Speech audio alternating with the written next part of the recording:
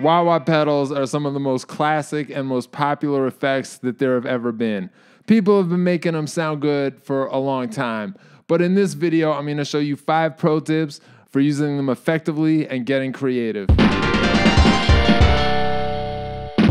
Pro tip number 1 has to do with where a wah wah pedal should go in relation to your other pedals. Should you put it before or after your distortion? Now, the best thing you can do is try it both ways and see which one you like better. No one can decide for you what you think sounds good. And what I just said is like a more important piece of advice than anything else I'm going to say in the rest of this video. But since you're watching this video, let's do a comparison. This is what a wah wah pedal sounds like before and after a distortion. And the distortion I'm going to use for this is the Benson Preamp. This is what it sounds like with the wah wah first.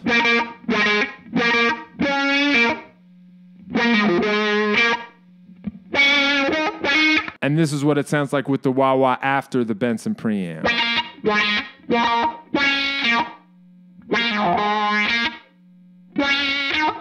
In my opinion, when the wah wah pedal was second, it sounded more cartoony. And the reason for that is that all the extra frequencies being generated by the distortion, that just became extra material for the wah wah pedal to chew on and mess with. And so it ended up being like a more extreme, more pronounced effect.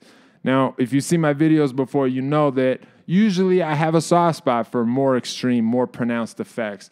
But in this case, I actually did not prefer it. I thought it sounded better with the wah wah first. It just sounded more natural, more vocal to me that way. It was like more pleasing to listen to, but you should decide for yourself.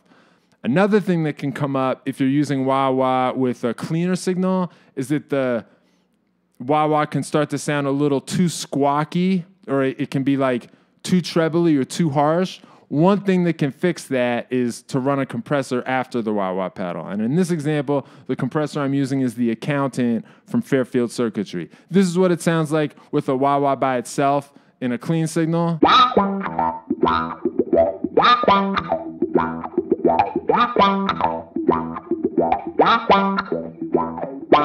Notice how the difference between one end of the wah and the other end of the wah was so extreme that it almost sounded like the volume of the playing was inconsistent. This is what it sounds like running that into the Accountant compressor.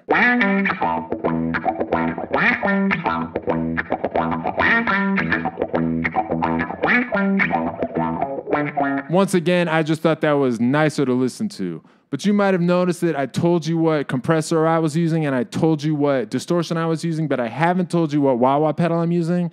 That's because I'm not using a wah wah pedal at all. I'm using a filter and an expression pedal. But that's something I'm going to explain in pro tip number 2. Pro tip number 2 is this. Any wah wah pedal is just a movable notch filter. And a notch filter is a type of EQ setting. It's just an EQ setting that looks like this. It looks like a notch.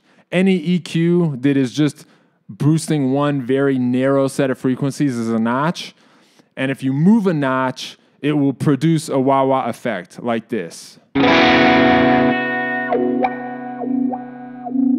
So any filter effect that can produce a notch and that can then let you use an expression pedal to move that notch can transform into a wah wah pedal. And the fun thing about doing it this way is that you can like surgically dial in your own ideal wah wah. It's like you can design your own wah wah effect.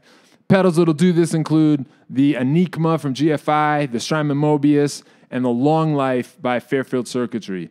For the rest of this video, unless I say otherwise, the wah wah pedal I'm using is the Long Life from Fairfield.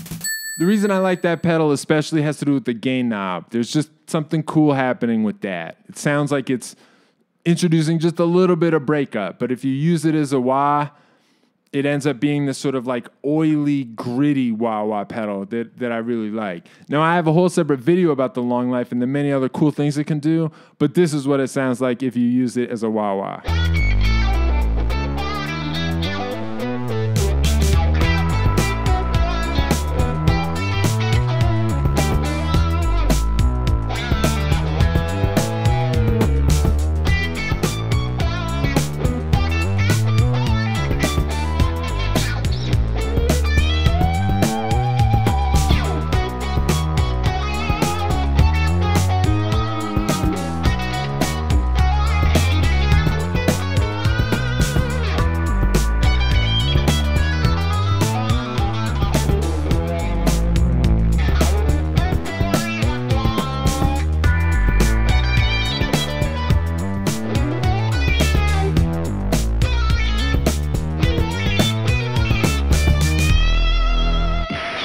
By the way, if you want to buy any of the gear in this video, I have affiliate links you can use that'll give me a small commission on anything you purchase. I'll put the affiliate links in the video description. Money! Pro tip number 3 is it can be cool to turn a wah wah pedal on and then not move it. Just leave it in one spot and run that into your distortion. Normally, the way people do this is they find the spot on the wah wah pedal that is like the most resonant or the place where it's like killing you the most, and then they just leave it there and let that be a sort of oozy boost into their own distortion. This is known as the cocked wah effect. It's like you're cocking a gun and then leaving it there. But the cool thing is that some distortion pedals and overdrive pedals have now just incorporated this into the distortion circuit. One example is the Silk Tone overdrive. This is a very ripping overdrive, but it has a whole second switch that if you step on it, that'll reproduce the cocked wah wah thing. And it sounds pretty brutal. This is what it sounds like.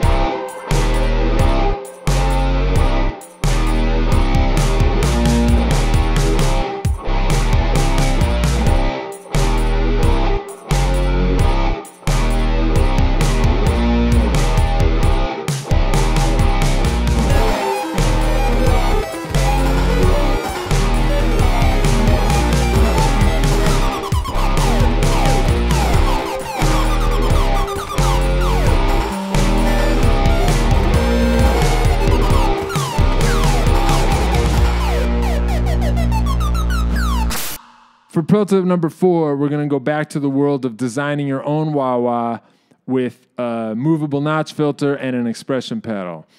The fun thing to do here is if you can use random expression pedal values, you can create a random wah wah. Now, if you've seen my videos before, you know what I'm going to say next.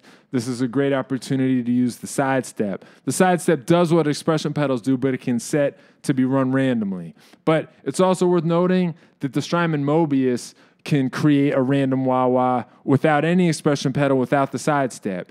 You can set up a movable notch filter in this, and then it has a random wave shape you can attach to that. So the Strymon Mobius can, just by itself, produce a random wah wah that sounds really cool.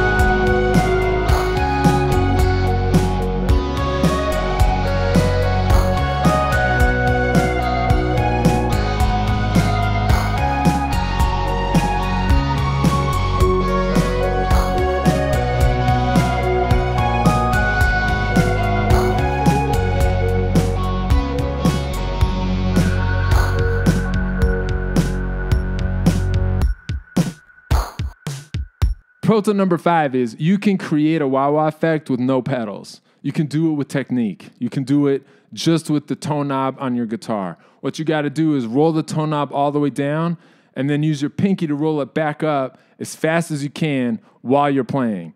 If you do that, it'll sound like you're using a wah wah pedal. But I got to tell you, not every tone knob is going to be equally good at this.